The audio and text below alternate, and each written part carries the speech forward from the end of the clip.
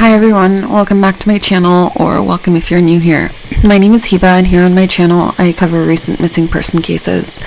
If you're into that type of content, go ahead and subscribe. I would really appreciate it. Today I'd like to provide an update on Cassie Sheetz, who went missing on March 11th, 2021, after going hiking with two male friends. I've made several videos about Cassie, so if you don't know her story or would like a recap, I recommend you go ahead and watch my other videos first, and I'll link those below. I want to start by saying that this is one of the hardest videos I've ever had to make on this channel. Over the past 10 months, I've had the pleasure to get to know Cassie's family and friends, including her mother, Arlene, who is such a sweet woman, and I've been able to become part of this amazing community that has come together for Cassie. It breaks my heart to share that we finally know where Cassie is, but unfortunately, it isn't the outcome that any of us wanted. On December 29th, hunters led Sergeant Teeter, the lead investigator on Cassie's case, to skeletal remains.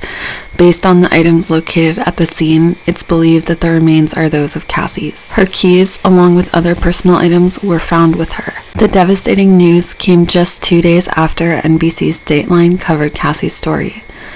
The remains were located in the northern Seneca Creek area, approximately 8 to 11 miles from where Cassie was last seen. You said this was about 8 miles from where she was reported last seen? 8 miles straight line.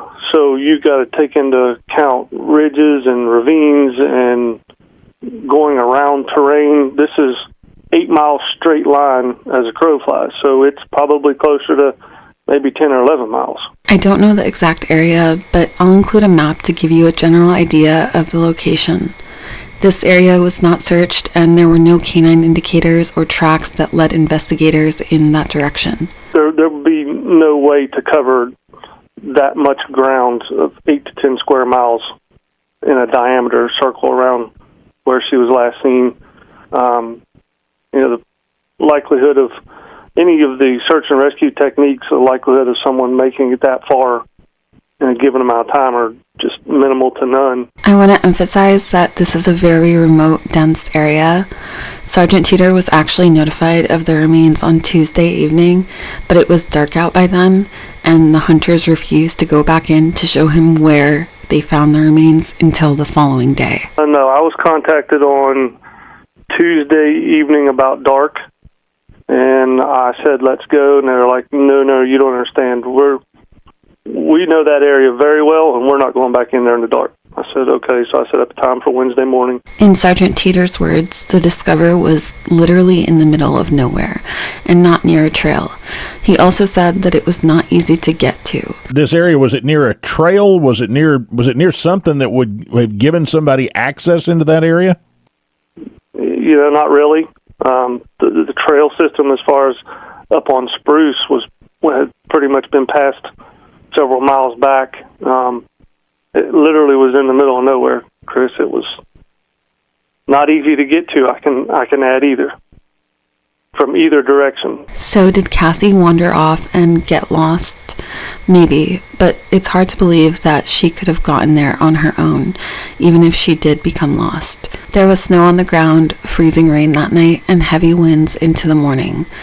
In the pictures that we have of the group from that day, it appears that Cassie was wearing soft boots, and as we know, she wasn't an experienced hiker. So for her to travel 10 miles or more in the dark in those conditions seems unlikely. Also, according to James, who was the last person to see Cassie, she was heading towards the parking lot. If that's the case, it doesn't make sense for her to end up in the area that she did. When I spoke with him, he said that she was walking towards the car. So how she ended up 8 miles completely in the opposite direction, she would have made it back to that parking lot. Personally, I don't think that it's likely that she traveled that distance overnight. If she did get on the Seneca Creek Trail herself, it would have taken much longer to get where she was ultimately found, in my opinion. That means that she would have still been hiking on Friday during the day, and if that's the case, it's hard to believe that no one saw her. It It's a decently traveled trail and is most used from March until November, which was during the time that Cassie disappeared. While I think it's unlikely, however, ultimately we really don't know what happened.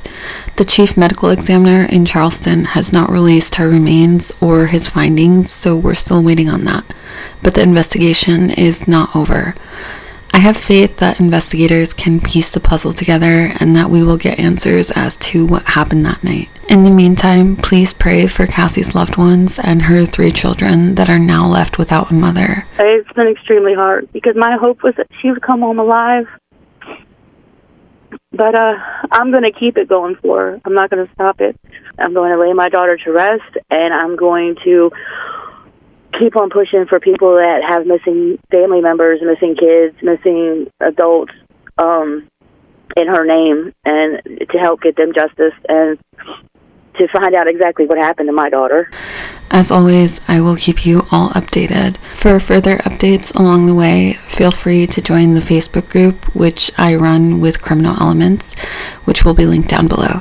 Like I said in the beginning of this video, this is not the outcome that anyone wanted. In the Facebook group that has over 5,000 members now, we've been working really hard to get Cassie's story out there. And like I said, Dateline just did a story on her, so it was finally happening. However, I'm thankful that Cassie has been brought home and that she can be laid to rest by her family. Thank you for keeping up with Cassie's story and for watching this video. Your support means so much to me and to her family. I'll see you guys in my next one.